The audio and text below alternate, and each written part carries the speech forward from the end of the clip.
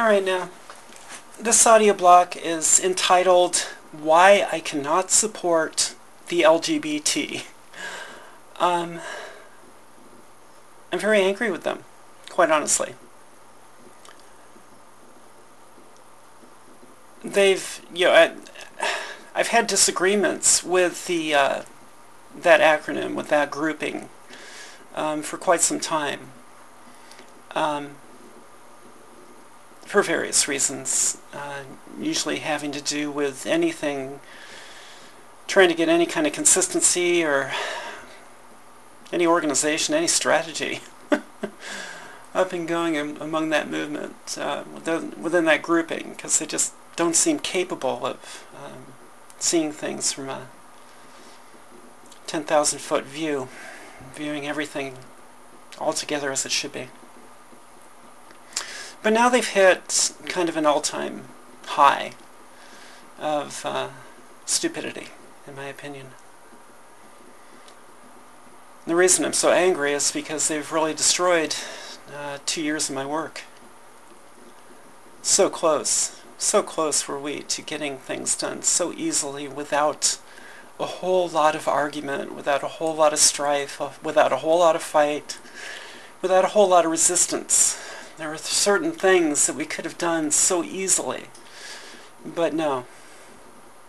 They had to run off in a direction because they thought they saw an easy victory, chasing something that is totally wrong. And as a result, set the movement back about 10 years. I'm talking about Title IX. There was this started because a ruling came down that a transgender student in Illinois be granted locker room and shower access on school grounds based on Title IX. The federal government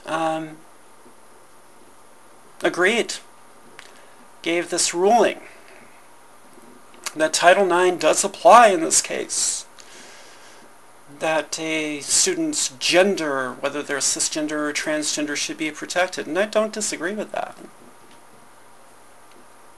It's just they didn't understand. They don't understand what the difference is between gender and sex, quite honestly. It's quite apparent. I have to point out that Title IX, which is called the Gender Equality Law, was established in 1972. And was in response to the ACLU Women's Right Project. But the word gender was used from the 1972 cisgender viewpoint that sex and gender are the same things. Synonymous words, interchangeable words. Exactly the same thing. Gender and sex. So when they're using the word gender within that legislation, they're actually talking about sex. They're not talking about gender. While the gender of the student needs to be recognized, we must also understand that gender and sex are not the same things. And we need to start moving away from that cisgender viewpoint into a viewpoint that most people understand, at least within the transgender community. We understand that our gender is different than our sex. And this is true for all people, not just transgender people. This is true for cisgender people as well. They are separate things. It's just that for the cisgender person, they align, so you don't see it, you don't recognize it. There's no discomfort from it. But it's still the same. And so when a transgender person is talking about their gender, they're not talking about their sex. They're not talking about their physical body. They're talking about their gender. They're talking about their thought process. But we're fighting these battles in law and courts using the cisgender definitions and just creating confusion. And the lawyers are doing this. They're doing this because they know people are confused and they can get away with it. But what they're doing is winning a battle to lose the war. And I'll go through why. If we want any of this stuff to work, if we really want true change, then everything needs to be consistent across the board. Gender and sex having the same meaning and definition each time we use it when speaking of transgender people. Whether it's medically, whether it's when we are educating at whatever level, and when we are creating legislation. Because legislation right now is kind of that's where we're getting messed up. That's where we're making our mistakes, is within legislation. Using words, using gender incorrectly, using the word gender and sex as if they have the same meaning, they're synonymous, and we just interchange them. And so we present the word gender because we don't want to present the word sex. The word sex in a courtroom, it draws more resistance. So we'll just interchange it with gender. But we're not using it with the correct meaning, the correct definition. And so when we come back, then having passed legislation using gender incorrectly, then it's very difficult to educate. It really is. Because those questions are raised. I guarantee it. I educate a lot. And I get those questions. Well, why? Why is it like that? And all I can tell them is, well, because they don't know what they're doing, or they're taking advantage of people that just don't understand. And so we're winning the battle to lose the war. Now, within that case in Illinois, I was actually somewhat involved in that case. Dr. Cates was the superintendent, is the superintendent of that school in question.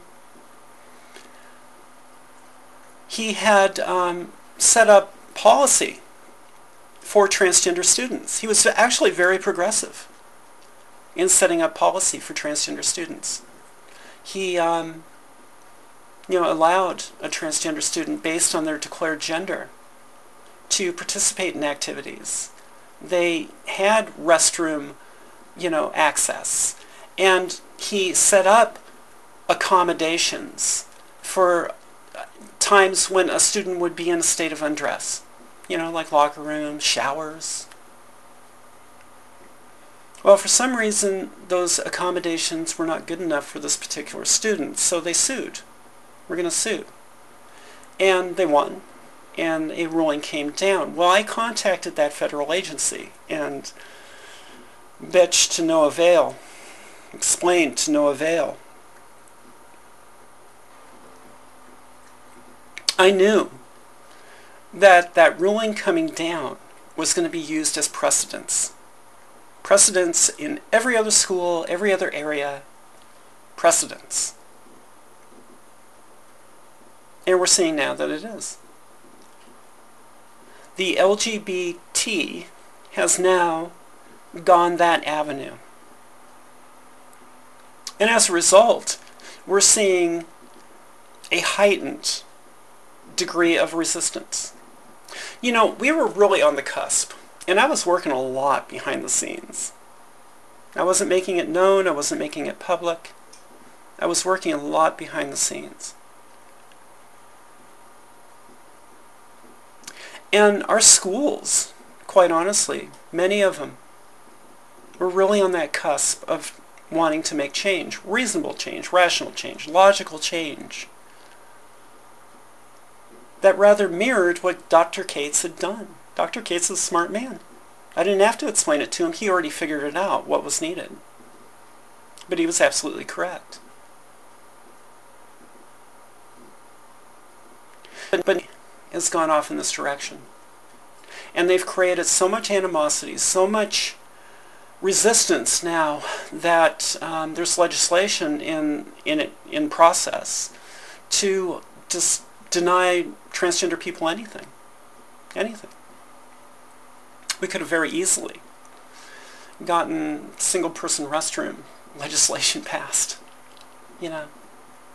Every single person restroom in the United States could have very easily been made gender neutral, just as it is a law in DC now. And that law taken national. That could have happened very easily. No resistance. Very little resistance anyway. Use of restrooms within schools, because quite honestly, I'm more concerned about children than I am adults. And I'll tell you that right up front. I want to create a whole another generation of screwed up adults that have to go sit in a therapist's office for months. I want us to make things good for kids so they don't need that therapist. They can move on to life and have a good, happy, healthy, productive life. Without that separation, without that feeling that I am so different from everyone else.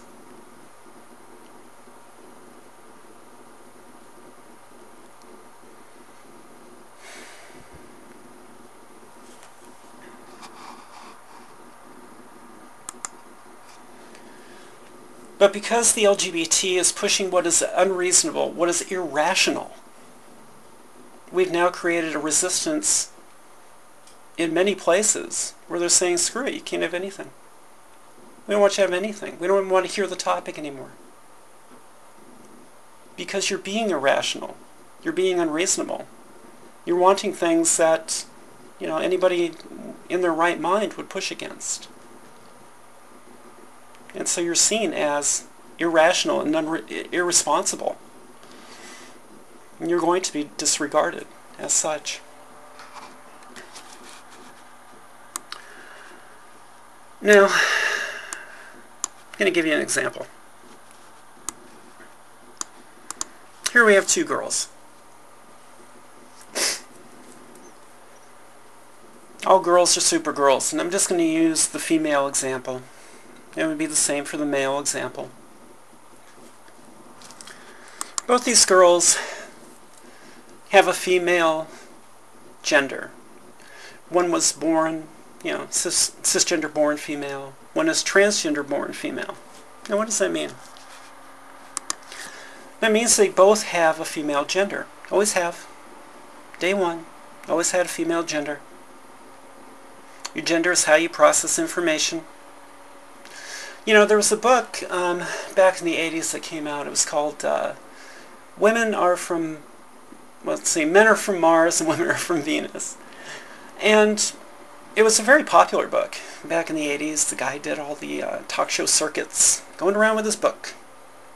Men are from Mars, women are from Venus. And what he was trying to show was the process, the thought pattern process that men and women have. And there is a distinct difference. That is your gender. Now, even though for these two girls, their gender is the same. They're both female in their gender. The cisgender-born female has a female sex. The transgender-born female, before surgery, has a male sex. After surgery, a female sex. Their genders are the same, but prior to surgery, they have the opposite sex. This is not, there's nothing mean in saying that. I mention these things and people within the transgender community get up in arms. How dare you? How dare you speak the truth? How dare you point out the obvious?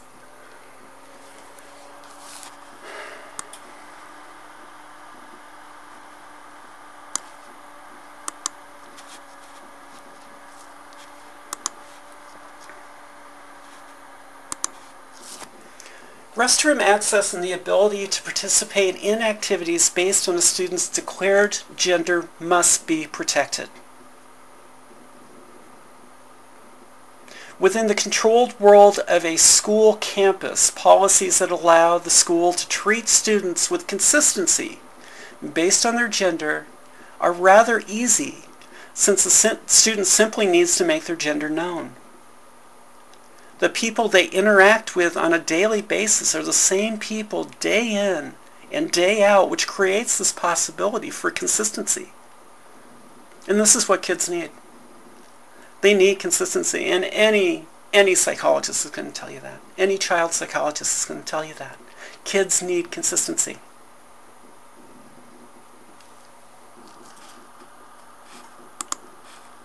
Policies need to be established in all schools prior to the student's feeling of need to come out as transgender. Being transgender is something you're born with. If you have what we see, most typically, now, is, students coming out, middle school, high school, and it's because they hit puberty. And when you hit puberty, oh my God, everything's going on. I mean, you have the hormone rush and everything else. Now, that child was still transgender in elementary school, but they didn't have that feeling of, oh my God, my body is working against me. And there's that desperation, that need, and that, acceleration, and all these other things. So, the kid is not only dealing with the angst of being, a teenager now, and the angst of going into middle school and high school, which, can be scary places anyway. They're also now dealing, being transgender with this feeling that my body is just completely working against me. It's different than a cisgender child. Puberty is difficult for any child to go through. It's usually not an entirely fun experience, but for a cisgender child, for the girl, she's kind of waiting for those breasts to grow. She's, she wants those things to happen. For the male child, he's looking for that hair. He's looking for that body hair. He's looking for the time when he can grow a mustache. And there's a sense of pride about that, and a sense of accomplishment and hitting a stage and becoming an adult kind of thing. For a transgender child going through puberty, their body is working against them. It's an extremely scary time. And so it's within that desperation that they come out, because now there's I need to change this as quickly as possible. So there is that desperation.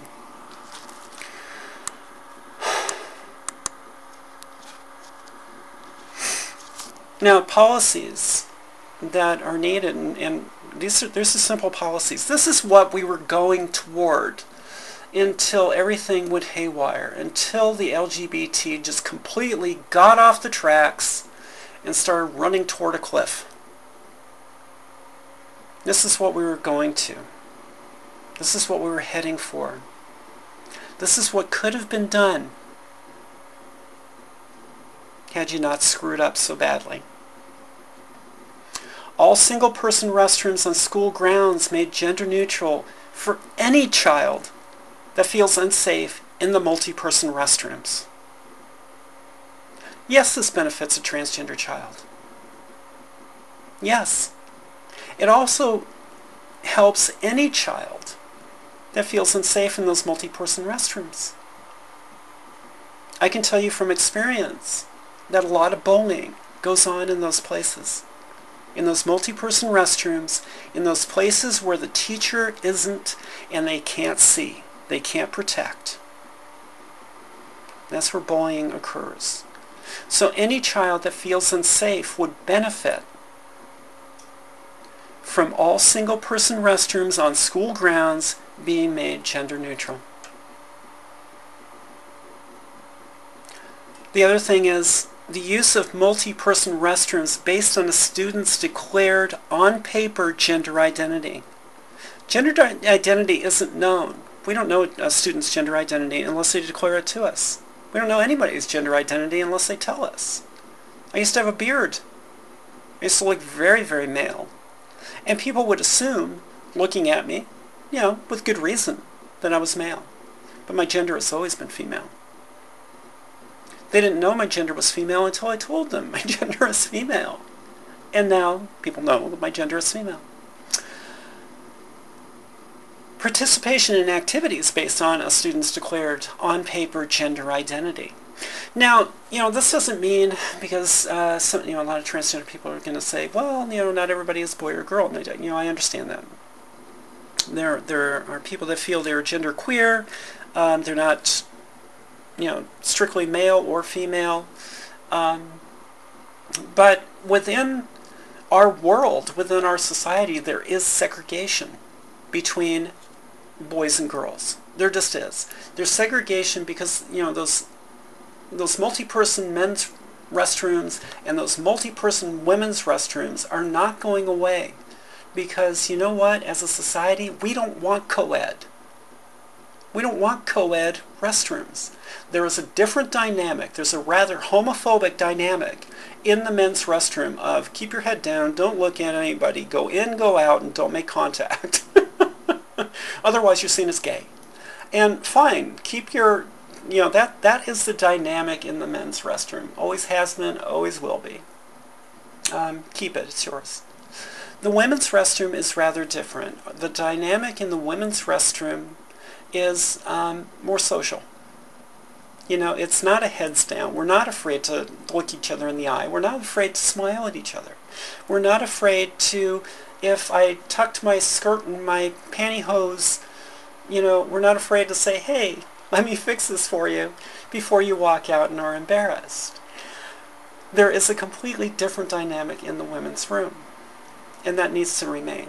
It really does. But we're not in a state of undress in those multi-person restrooms. And transgender people who live according to their gender are very comfortable, in a restroom that is segregated for their gender.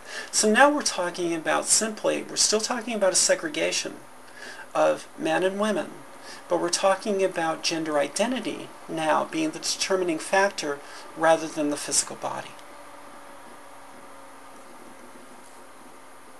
This can be done. Participation in activities based on the student's declared on paper gender identity. Within Title IX, what that was meant for was women's equality. That's what we were shooting for. Women should have the right to play football on the team if we want to. But now you're fighting in a different way, and for a different reason. And if a girl made, let's use this example, if the girl made the football team and was allowed to be on the football team, she still wouldn't be showering with the male players at the end of the game. She would be going to a shower that was separate from the guys, But she was still able to engage in that activity. And so we get to accommodations. Now, reasonable accommodations, this is a legal precedent. This is a legal term, reasonable accommodations. Within any business, we are held to a legal precedent that for an employee, we need to consider for them reasonable accommodations. Now, this very often has to do with some sort of, we see them as disadvantages. And I won't even say it goes beyond disabilities. When I was working where I used to work, we had a production line. It was a certain height. And so, it was because the production line was a fixed height. We had these stands that were adjustable to bring you to that height if you were shorter than that that height, to work comfortably without being hurt.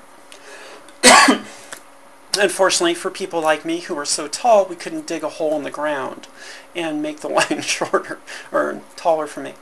But during the time, I actually had a little girl. It was actually two sisters that were extremely short. I mean, they were well under 5 foot. I think she was like 4'9", very, very tiny little girl. And our stand wasn't designed to go that high, where she could actually still reach the line and do the work. So, for reasonable accommodation, this was a reasonable accommodation to make for her. We made her a stand. We designed one and made one specially for her, so she could do the job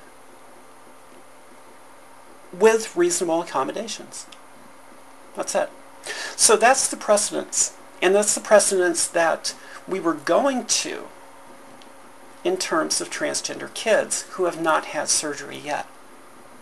Accommodations for when a state of undress, nakedness, is required. If the student has not had sex-altering surgery. So, when you're naked and you haven't had surgery yet, but you still want to participate with the girls, then we make reasonable accommodations. And those reasonable accommodations are things such as partitions, a separation, discretion, or a separate area be provided. Just as for that girl who made the football team but now showers separately. These are reasonable. These are logical. These can be done with ease, with the comfort and safety of all students in mind. This is reasonable. This is logical. This is rational.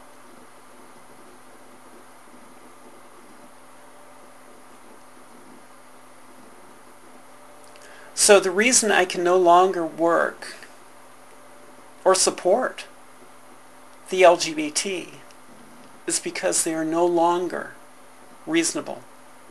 They are no longer logical. They are no longer rational. And I wash my hands of you. I'm tired of trying to keep you from running off that cliff. You're so eager to run off. Have at it. Have fun at the bottom of it.